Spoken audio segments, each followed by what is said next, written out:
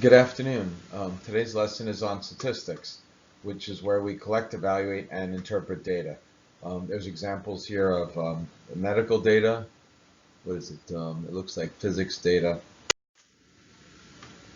Statistics can either be descriptive, where you're describing data that was collected, such as, let's say, you collect data for a poll, describing who the winner is, who's winning, who's losing, or inferential statistics, where you're trying to generalize and evaluate a population based on the sample data. When they do perform a poll, they don't get everybody who's going to vote. They get an idea of who's going to vote based on a small sample, and they infer how the general population is going to vote. Data can be categorical or qualitative, meaning based on a category rather than numerical. So it would be things like color of M&Ms, colors. Okay, it's a category. Breed of dog, how many dogs are Shih Tzu, are dogs are Shih Tzu, for example, that's a category.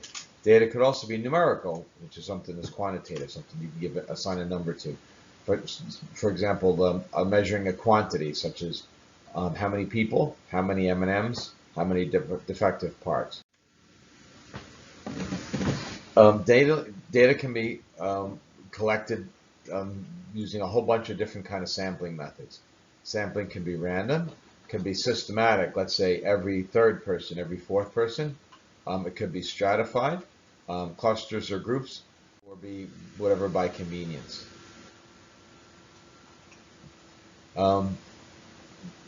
We can represent data, for example, as a histogram. You guys did a histogram in the last activity. The histogram is basically a frequency distribution graph, such as what you see here. Histogram, I'm sorry, you could also graph data based on a frequency polygon. So this is another example of a frequency distribution graph.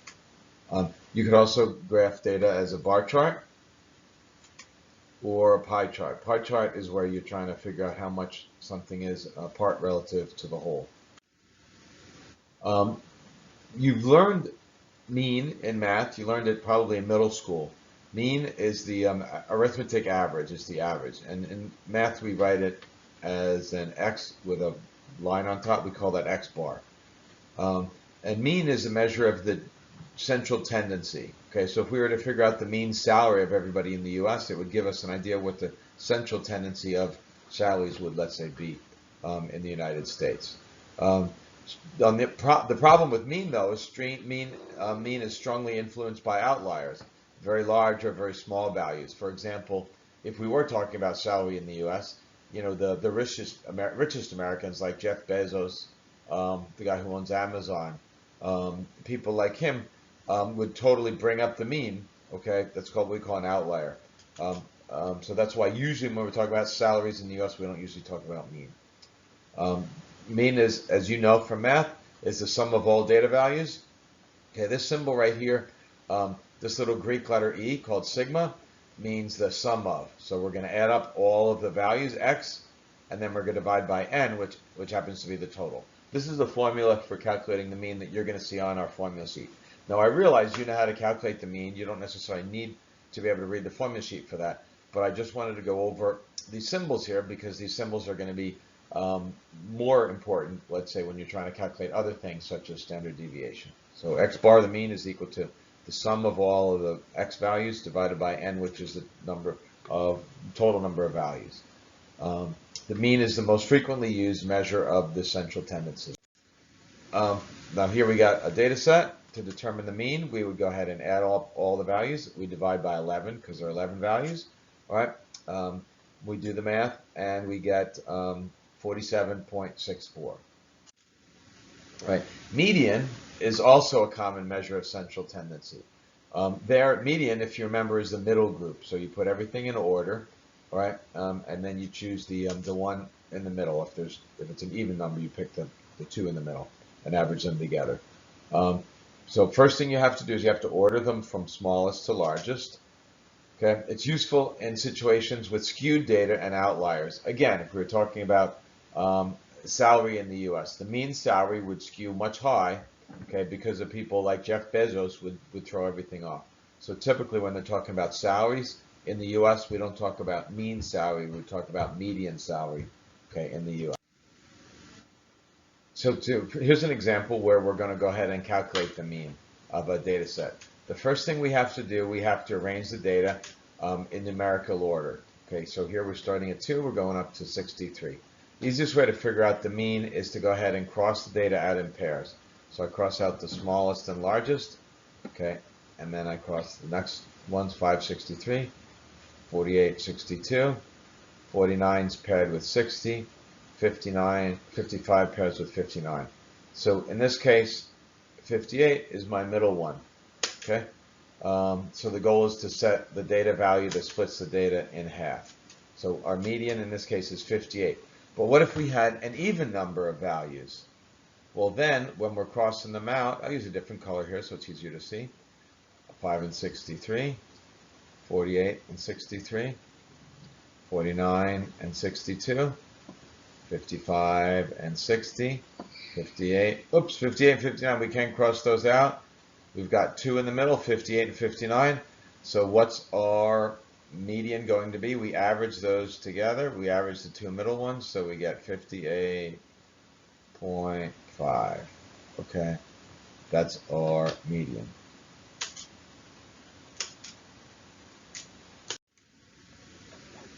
Another measure of central tendency is the mode. The mode is the most frequently occurring response. Usually it's the highest point of the curve. It may not necessarily be typical, so it may not necessarily be a center one. And there may not even be a mode. There may be one there may be a bunch, may not have one. All right. There's modal, bimodal, meaning 2 modes, and multimodal is if there's lots of different modes. So let's see, here's we're given a set of data. We're asked to give in the mode of this set of data. Well, there's 2 63s. Okay, so the mode in this case is 263. Every other number only has one of them. Okay, here we got another set of data. There's 2 63s. There's also 2 59s. So this is what we call bimodal because there's 2 modes, 63 and 59. So sometimes there can be more than one mode.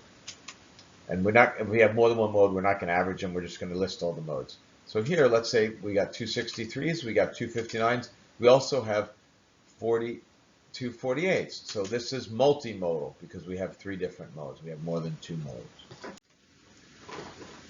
modes. Data variation is another way that we can look at data instead of the central tendency. It gives us an idea about how spread out the data is or how scattered it is. One way of determining data variation that you learned back in middle school is the range. The range is the difference between the smallest and also the highest data values. Another way to look at data variation is standard deviation. Hopefully you've learned about standard deviation in math class. If you haven't, I'm going to review it with you right now. Okay, standard deviation is the square root of another value called the variance. Right? The range you should know. Again, you learned that in middle school. Range is the highest minus the lowest value. So here's our data, and it's already sorted. Okay, so the largest is 63, the smallest is 2. So we do 63 minus 2, which gives us a range of 61. Okay, standard deviation is much more complicated to calculate out. It's not real hard. It looks scary, but it's not. Okay. And again, this formula is on your formula sheet, okay, so you can always look it up. You don't need to memorize it. Now, we already learned what this x bar is. X bar is the mean. So the first thing we need to do to calculate standard deviation is to calculate the mean of all the data sets. So we're going to plug that x bar in here, okay? So what we're going to do is we're going to go ahead and take each piece of data and subtract the mean from it.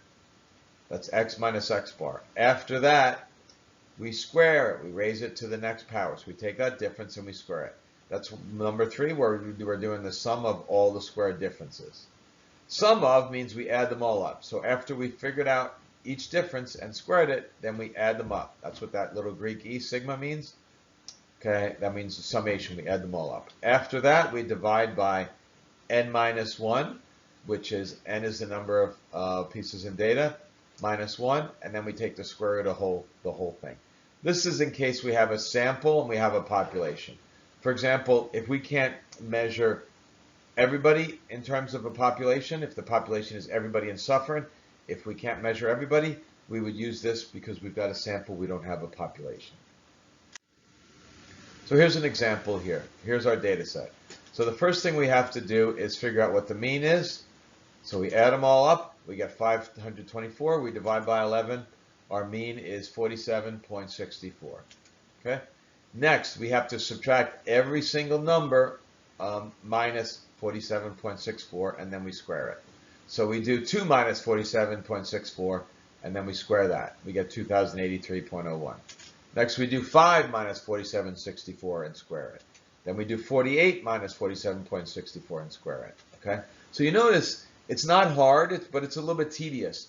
We have to take every piece of data and we subtract the mean from it, and then we square it. And notice when we square it, we're always getting a positive number.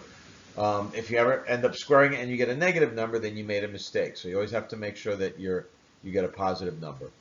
After we've done all of those differences and squared them, then we add them all up. And that's what gets us our numerator. Then we divide by n minus 1. N is the number of pieces of data. We have 1, 2, 3, 4, 5, 6, 7, 8, 9, 10, 11. 11 pieces of data. So we're going to divide by 11 minus 1. The first thing we have to do is we have to add up all of those square differences. We add those up. That gives us our numerator, 5024.55. Then we have to do n minus 1. N is 11, so we divide by 11 minus 1, which is 10. So 5024.55 divided by 10, we get 502.46.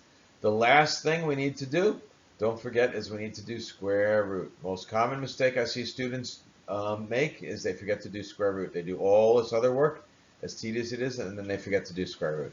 So square root of 502.46 ends up being 22.42. So the standard deviation is 22.42. All right. If you ever get a number that doesn't make sense, okay, like a really huge number, for example, the standard, if you wrote down 502, well, all of our data varies from 2 to 63. So if your data varies from 2 to 63, your standard deviation has to be somewhere less than 63. So if you get a huge number like 502, that should give you a heads up that you probably made a mistake, and in this case the mistake was we didn't do square root. So our final answer, 22.42, remember, is your standard deviation should be smaller than your largest piece of data. That's assuming that you're only dealing with positive numbers. All right. So if you get a really huge number, then just double check maybe you forgot to do the square root. Okay, we're going to go ahead and graph a frequency distribution. We're going to assign a numerical value to each outcome. So for example, we're tossing a coin 3 times. We're going to assign variable x to represent how many heads we get in each toss. So all the possibilities are we're going to list. We could get 3 heads. We could get HHT, heads, heads, tails. We could get heads, tails, heads. We could get tails, heads, heads. Okay, and we keep going. We list all the possibilities. All right. Well, in the first example, HHH, we got 3 heads. There we go. In our next example, HHT, we've got 2 heads. Next, HTH, we've got 2 heads. Next, THH, we've also got 2 heads. So in this case, we're just writing down how many heads we have. We have 1, we have 1 more, and 1 more, and tails, tails, tails, we have 0. 0 heads right there. So under what circumstances do we only have 1 head? Well, in these 3 cases, right? Okay, heads, tails, tails, tails, heads, tails, and tails, tails, heads. So there are 3 possibilities where we can only end up with 1 head. Next, we're going to calculate the likelihood that an outcome variable could occur within an experiment. So here's our formula from probability. Like we've been doing earlier in the week, probability is the frequency of x over the frequency of all possibilities. Okay? So, in how many cases do we have 0? Well, there's only one case where we have 0. So that would be 1 over 1, 2, 3, 4, 5, 6, 7, 8, right? So that should be 1 over 8, right? Should give us 1 over 8. Okay? 1/8. All right? Next, well, how many cases are there ones? Well, there's 3. So then for 1, you're going to have 3 over 8, right? Probability of 1, you're going to have 3 over 8. How many cases can there be 2's? Well, there's 3 of them. So for 2, you're going to see 3 divided by 8 again. And how many cases do we have? 3 heads, and then we've only got 1. So we're going to get 1 over 8. So the likelihood of getting all 3 heads is 1 in 8, and the likelihood of getting all 3 tails is also going to be 1 in 8. Let's go ahead and make a histogram for that. All right. The likelihood of 0 heads is 1/8. For 1 head is 3/8, 2 heads is 3/8, and 3 heads is also 1/8. Notice in our histogram here, notice our diagram is symmetrical, okay? As we would tend to expect. You also should have had a symmetrical graph when you were graphing, symmetrical histogram when you were graphing your 2 dice as well. Should have also been symmetrical. All right, here's a histogram of the number of available airplane seats 1 week before flying. Okay, so what this means is that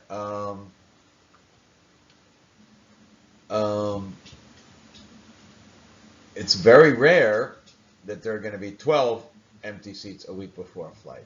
All right, but then it's also a little bit less rare that you're going to have 11 seats. Okay, so there's also a little bit less rare there's going to be 10. So let's look at our numbers. For 9, there's a 0.01% of the time there will be 9 seats available a week before flying.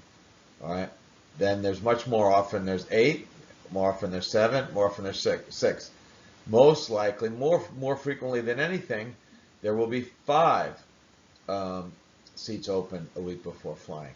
So here we go. We got 0.12% of the time there's 5 seats available, and a week out. Okay, and then here our graph goes and starts to drop. Okay, that's even less likely there's going to be 4, 3, 2, 1, or even 0 open seats 1 week before flying. So what kind of useful information is this going to provide? Okay, an airline carrier. Why would this be useful?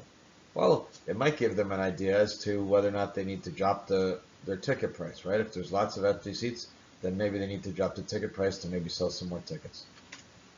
What information will this histogram provide prospective customers? Well, it'll give you a good idea as to how crowded your flight's going to be, right? Certainly, and today with COVID, this is obviously long before COVID, it's useful to know if there's a lot more seats beforehand, because then you know it's not going to be as crowded. Maybe you can feel a little bit more safe.